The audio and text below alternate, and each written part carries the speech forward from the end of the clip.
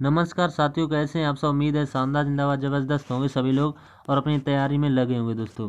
तो जैसा कि आपको पता है, इसमें हम हर संडे टू संडे RWA के ऐप में जो वीकली मॉक टेस्ट आता है उसका सोल्यूशन करते हैं दोस्तों। तो इसमें हम SSC GD जो मैथ के 20 क्वेश्चन आए थे दोस्तों, उनका हम सोल्यूशन करा चुके हैं। अगर आपने वो नहीं देखा तो उसका प्लेलिस्ट बना हुआ है, चैनल की प्लेलिस्ट में जा करके उन दोस्तों 20 क्वेश्चन को अवश्य देख लें दोस्तों। हमने बेस्ट कॉन्सेप्ट के साथ आपको बताए थे। और यूपी पुलिस का भी हम करा चुके हैं दोस्तों, जो 26 मई को आया था दोस्तों। ठीक, तो आज हम इसमें जो SSC GD का मॉक टेस्ट आया था यानी कि 26 मई को, उसमें जो हम GS के 20 क्वेश्चन पर आज चर्चा करेंगे दोस्तों। देख लेते हैं कि GS में किस तरह के क्वेश्चन पूछे गए थे दोस्तों। तो वीडियो में बने रहें दोस्तों, इसकी बिल्कुल ना करें, क्योंकि इसमें GS से रिलेटेड आपको कुछ ना कुछ अवश्य सीखने को मिलेगा दोस्तों। चैनल पर पहली बार है तो चैनल को सब्सक्राइब कर लें और लाइक कर दें दोस्तों, और कमेंट करके अवश्य बताएं आपको वीडियो कैसा लगा दोस्तों। तो स्टार्ट करते हैं। माँ सरस्वती जी का नाम लेकर के दोस्तों हम GS की क्लास आज पहली बार स्टार्ट कर रहे हैं दोस्तों। तो ये GS की क्लास होगी दोस्तों। ठीक, तो पहले प्रश्न पर चलते हैं। क्या है पहला प्रश्न? पहला प्रश्न है, संयुक्त सैन्य अभ्यास डेजर्ट साइक्लोन भारत और किस देश से संबंधित है दोस्तों? तो भारत और किस देश से संबंधित है? तो इसका ऑप्शन नंबर C करेक्ट होता है, संयुक्त अरब अमीरात से दोस्तों ये संबंधित है दोस्तों। तो अब दूसरे क्वेश्चन की तरफ चलते हैं। ये दूसरा क्वेश्चन है, निम्नलिखित में से किस शास्त्रीय नृत्य को कथावाचों का नृत्य कहा जाता है दोस्तों? ये तो बहुत ही सरल क्वेश्चन था, आपने मॉक टेस्ट दिया होगा तो आपको पता होगा, आपने करा भी होगा। तो ये कथक से है दोस्तों। ठीक, अब तीसरे क्वेश्चन की तरफ बढ़ते हैं। ये तीसरा प्रश्न है, निम्नलिखित में से कौन सा भारतीय राज्य अंग्रेजों के साथ सहायक संधि पर हस्ताक्षर करने वाला पहला राज्य बना था दोस्तों? तो ये तीसरा क्वेश्चन है, कौन सा राज्य था वो दोस्तों? हैदराबाद था दोस्तों। ठीक, तो इसका ऑप्शन नंबर A करेक्ट हो जाएगा दोस्तों। तो उम्मीद करते दोस्तों आपको समझ में आ रहे होंगे क्वेश्चन। ठीक, तो अब चौथे प्रश्न की तरफ बढ़ लेते हैं। भारत के संविधान के धर्म, नस्ल, जात, लिंग या जन्म स्थान के आधार पर भेदभाव के निषेध का विवरण किस अनुच्छेद में दिया जाता है? तो आपको दोस्तों अनुच्छेद तो याद ही होंगे। ये आर्टिकल किस में दिया जाता है? ये आर्टिकल 15 में दिया जाता है दोस्तों। तो इसका आर्टिकल 15 राइट होगा दोस्तों। तो उम्मीद करते हैं आपको समझ में आ गया होगा। प्रश्न नंबर 5 की तरफ बढ़ते हैं। निम्नलिखित में से कौन सी रेखा भारत, पाकिस्तान और अफगानिस्तान को अलग करती है? वो आपको रेखा का नाम बताना है जो पाकिस्तान और अफगानिस्तान को अलग करती है दोस्तों।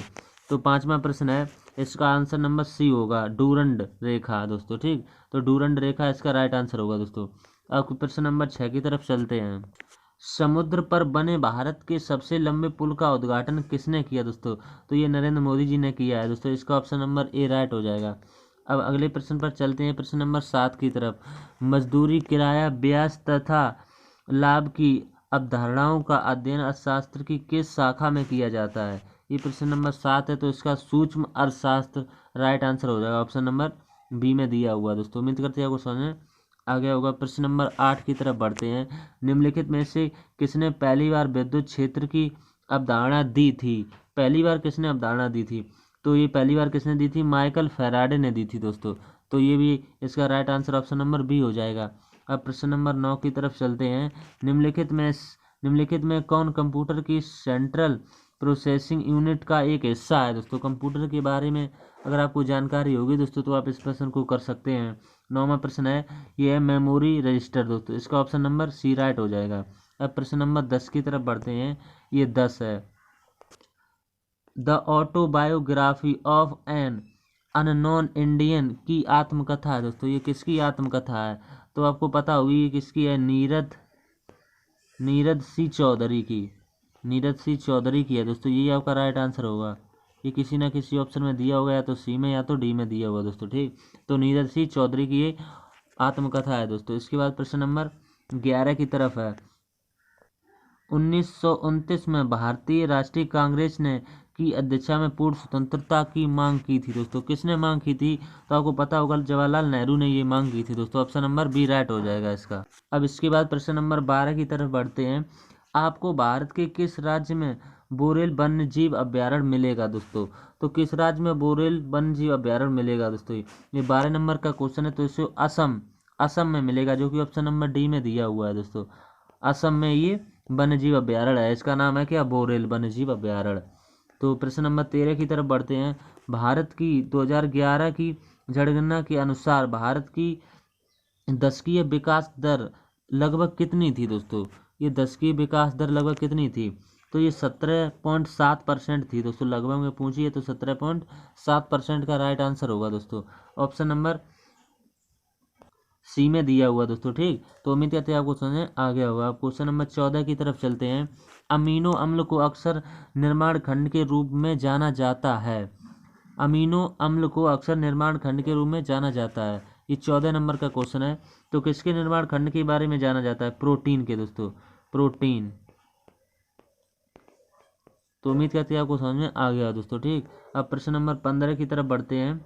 वर्ष 2024 अक्टूबर में ब्रिक्स सम्मेलन का आयोजन कहाँ होगा दोस्तों? तो ये कहाँ होगा? क्वेश्चन नंबर 15 है, ये रूस में होगा दोस्तों। आपको पता होगा ये रूस में होगा। ठीक, तो अब अगले प्रश्न पर चलते हैं। प्रश्न नंबर 16 की तरफ। निम्नलिखित में से कौन पंडित रविशंकर के गुरु थे दोस्तों? बहुत ही इंपॉर्टेंट प्रश्न है दोस्तों। ये पंडित रविशंकर से सवाल हमेशा बनते हैं एसएससी जीडी में दोस्तों। तो ये 16 नंबर का प्रश्न है। तो अलाउद्दीन खान दोस्तों, कौन है? अलाउद्दीन, अलाउद्दीन खान इनके दोस्तों गुरु हो गए, अलाउद्दीन खान। तो उम्मीद है आपको समझ में आ गया दोस्तों। प्रश्न नंबर 17 की तरफ बढ़ते हैं। निम्नलिखित में से किस खिलाड़ी का संबंध बिलियर्ड्स से है दोस्तों? तो किसका संबंध है बिलियर्ड्स से? देख लेते हैं। क्वेश्चन नंबर 17 है। तो पंकज आडवाणी का है दोस्तों संबंध, पंकज आडवाणी का संबंध है दोस्तों। ठीक, अब प्रश्न नंबर 18 की तरफ बढ़ते हैं। लोकसभा और राज्यसभा के संयुक्त सत्र की अध्यक्षता कौन करता है दोस्तों? तो सिंपल सी बात है, ये लोकसभा स्पीकर करता है दोस्तों। ठीक, Lok Sabha speaker, A option right होगा इसका। 19 नंबर पर बढ़ते हैं।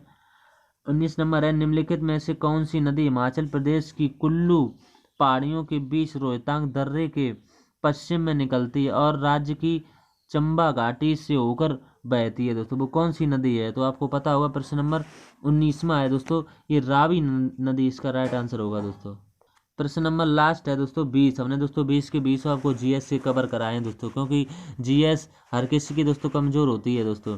हाल ही में दुनिया का सबसे बड़ा ताला 400 किलो वजन है दोस्तों, इसमें कहाँ निर्मित हुआ? जो अयोध्या लाया गया दोस्तों। तो आपको पता है ताला नगरी के नाम से प्रसिद्ध है, जो आप स्ट्रेटेजी यानी कि यूपी जीके में पढ़ते होंगे दोस्तों, यूपी स्पेशल में पढ़ते होंगे। तो अलीगढ़ इसका राइट आंसर होगा दोस्तों। ठीक, तो उम्मीद करते हैं हमने दोस्तों आपको 20 क्वेश्चन बताए हैं दोस्तों। ठीक, तो आपको समझ में आ गए होंगे दोस्तों।